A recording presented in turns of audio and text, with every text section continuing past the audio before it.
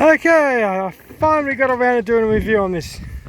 It's been more than a year in the making.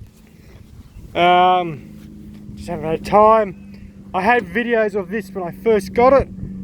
I've lost the software, the videos of it. I lost the SD card they were on, so it's gone. Anyway, this is a Perla Barb V1, as they call them. It's from Jono and Jono. I saw, I've had this for over a year now. I just finally out of warranty, as you get a 1 year warranty when you buy one of these. When they're stock, I'll go through pros and cons, because this is a modified saw now. So if you buy one of these from the first go, they can be a little bit doughy. They're not too bad, more than enough for anybody who needs to cut anything. Oh, come on.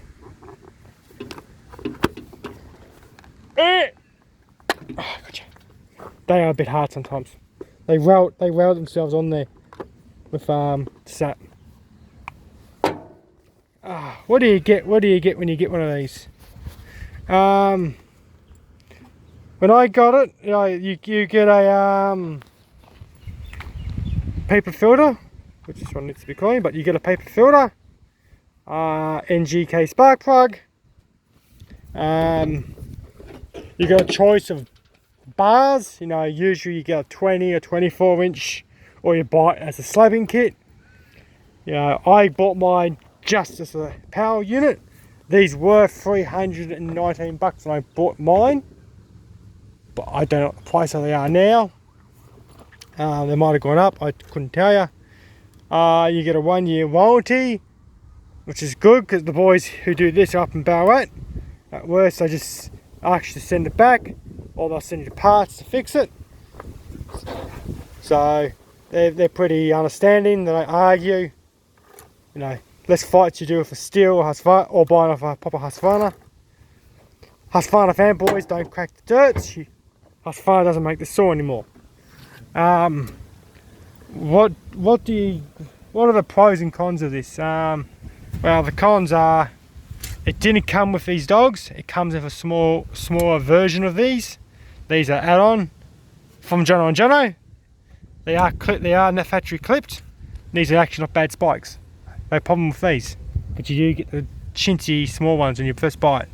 The biggest problem I had with this is underneath there's anti-vibration grommets. There's one per side that holds, if this stops it from vibrating. That wasn't pushed in, so when you turn the saw or push the filter, it used to change RPM. I couldn't keep a straight RPM, but since then I fixed that by just pushing them in. That was the biggest issue I had off the bat. So that works fine now. I had a bad choke cable. It was just a bad molding on the little cam. I've since been to Jono's, and they actually gave me a new one. So no argument with that. I had a bad switch. I ended up just replacing that too, but that could have been something else. I'm not too sure. I reckon I had a coil. I thought the coil was dying on me. I ended up replacing it. Turns out, oh buddy, you scared by me.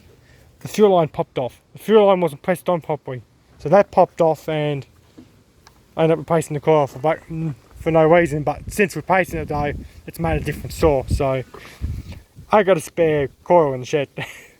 But that's my own fault. First thing I did was sand off all the sharp edges. There were a bit of sharp edges around the whole thing. But that's just that, Besides that, it's been a reasonable good saw. I've done some reasonable serious work with it. It's had, on the old cylinder, which I still got in the shed because they've kept that as a spare. That's getting over, that's had over nearly 20 litres for it. This cylinder is about 5 litres in. But I haven't had a real problem with it. She pretty much starts off the bat, unless you flood it, but that's more because I've modified it now. But if you buy one of these stock, not a problem. The oils can die in them, anything can die in a saw, you know. Doesn't matter if it's Chinese or Swedish or German, anything can die. You can have, I know people have bought 10 of these, they're still on their first one. The rest are sitting in boxes. Heck, they've been sitting in the boxes long enough where the fuel lines are rotted out in them. Because, you know, Chinese fuel lines. But this one's still going good. And I have had it for a year. So, that's a bit mean, a little 16-inch bar on it. With 14 inches of use, but I find the 28 incher on it, and I can cut all day with it. It just dogs in and goes. Any questions? Just post a comment. If you think about getting one, you want some answers on it, feel free to ask. I'm happy to help you out. There'll be a follow-up video of this. Talk about the modifications I did to this, but that's technically a different saw. I'm talking this past tense. The other saw is what this saw is now. If you get my drift, you know. That's all because I lost the video.